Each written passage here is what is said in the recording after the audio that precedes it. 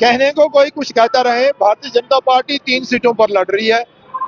एक सीट तो आसानी से भारतीय जनता पार्टी जीत रही है, उसके बाद सक्षम विधायक भी हैं। दूसरी सीट पर हमारा जो है वो संघर्ष चल रहा है। हमें पूरी उम्मीद है कि भारतीय जनता पार्टी 3 में से 2 सीटें जो है वो राज्यसभा की जीतेंगी और परिणाम शाम को आ जाएंगे। नगरोटा और बडगाम में भी बाईपोल होने जा रहे हैं। दोनों सीट पर बीजेपी ने अपने कैंडिडेट को उतारे हैं। किस तरह की उम्मीदें हैं बाईपोल की? मुझे उम्मीद है कि जो बडगाम की सीट है उस पे अच्छा एक संघर्ष चल रहा है और भारतीय जनता पार्टी वो सीट जीतेगी। रही बात नगरोटा की, तो नगरोटा में भी ये परंपरागत जो है वो भारतीय जनता पार्टी की सीट है। भारतीय जनता पार्टी जहां से 4 बार जीती है और भारतीय जनता पार्टी ने नगरोटा के लोगों के लिए पूरा समय जो है वो दिया है बेहतरी, विकास और उत्थान के लिए। इसलिए वैसे तो लड़ने के लिए बहुत सारे लोग ऐसे हैं जो आजमाइश कर रहे हैं, वहां पर लड़ रहे हैं, उनको भी उम्मीद होगी कि वो भी जीतेंगे। अपना अपना तरीका है काम करने का और लड़ने से किसी को कोई रोक नहीं सकता।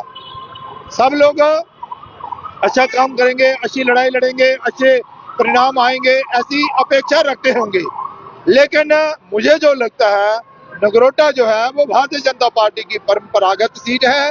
भारतीय जनता पार्टी नगरोटा सीट को जीतेगी। वहां पर दोबारा से कमल का फूल जो है वो खिलने वाला है।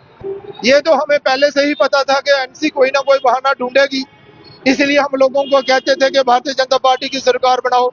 आज नेशनल कॉन्फ्रेंस जो है वो सत्ता में है, उनके मुख्यमंत्री हैं, उनके मंत्री हैं, उनकी कैबिनेट है, सारी की सारी सरकार उनके पास है।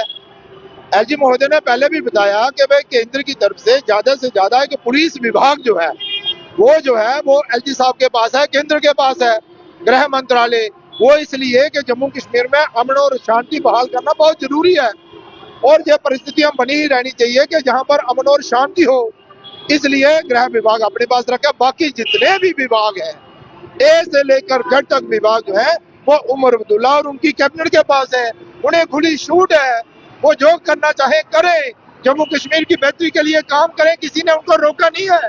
उनको बहाना चाहिए, वो बहाने कर रहे हैं, लेकिन जनता जानती है कि भाई सरकार जो है वो नेशनल कॉन्फ्रेंस की है। वो जो वादे उन्होंने झूठे किए थे वो वादे तो पूरे कर नहीं सकते, करे ना। जो उन्होंने कहा था वो करके दिखाए ना। 1 साल हो गया, अपना रिपोर्ट कार्ड दिखाए ना लोगों को, क्या करके उन्होंने दिखाया है। नेशनल कॉन्फ्रेंस जो है वो फेल हो चुकी है, वो अपना दायित्व नहीं निभा पा रही है, इसलिए वो बहानेबाजी कर रही है। धन्यवाद।